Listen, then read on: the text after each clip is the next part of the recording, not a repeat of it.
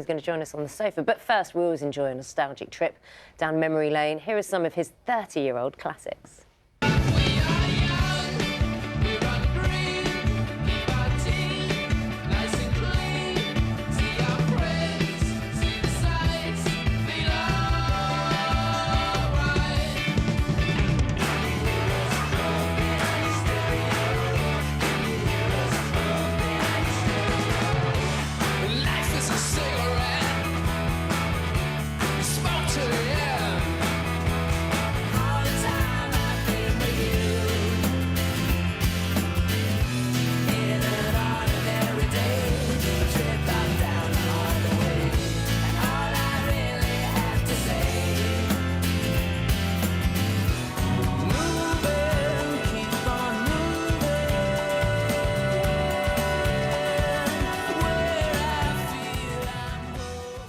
Gaz is with us now. Good morning. Good morning, evening, morning.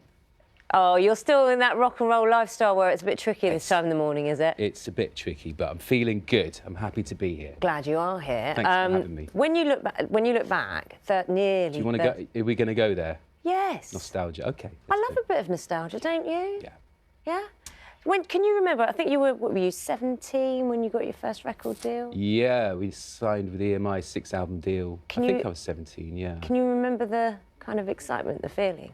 Just buzzing the fact that it was Parlophone, the Beatles label. You know, we grew up, you know, listening to the Beatles. Just watching the Beatles interviews alone, I think, were inspiration for us, kind of going into music and you know, yeah, how are we going to do interviews and all that sort of stuff.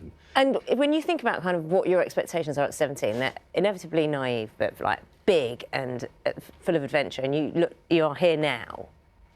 Better or worse, do you think, or just something completely unexpected in terms of how it all has panned out so far?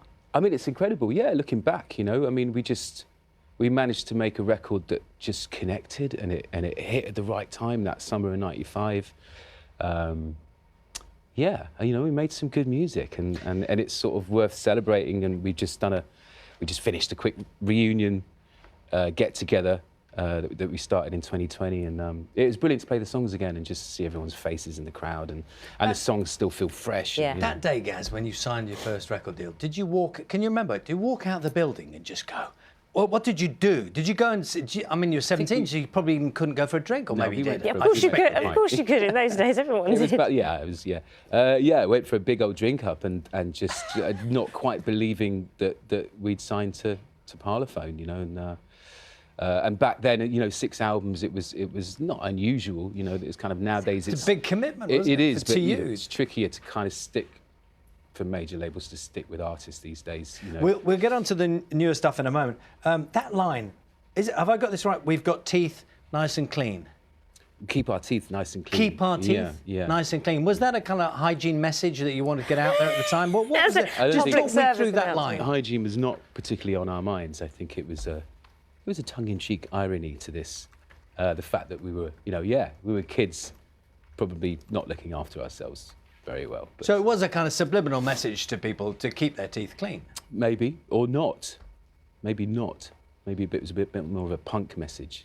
When you write on your own now, are the messages the same? Because it has been it's a change. I mean, you're obviously still friends with the group and you had the reunion and everything, but you're the solo stuff now. How different is it? I mean, it's from a completely different place, yeah, because we wrote all together in Supergrass, and there's that connection that you get in a band, you know, that one voice kind of thing.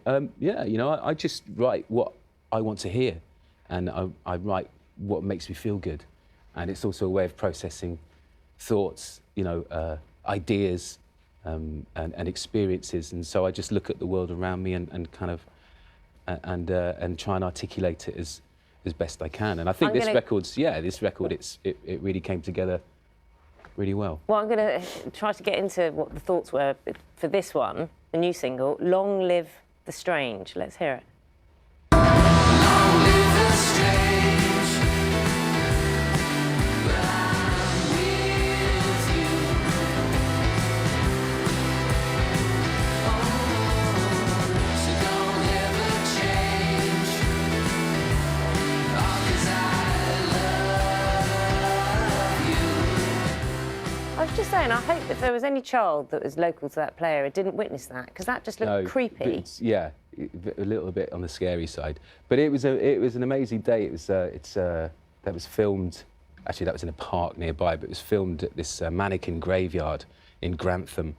A mannequin graveyard. Yeah, it was where all the mannequins go, all the the lost and forgotten mannequins that aren't used anymore. And so it's just this incredible farmland, just with thousands and thousands of mannequins. Some areas are a bit kind of weird and creepy, and then other spots are kind of quite arty and I'd quite like interesting the to sound look of at. that place. It's great.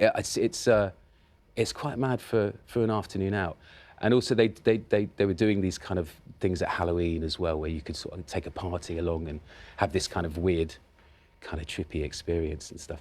But yeah, it was a mad old day. Yeah, really enjoyed it. Your children are now, of course, I don't know, they're teens, are they? And they have musical talent, I understand.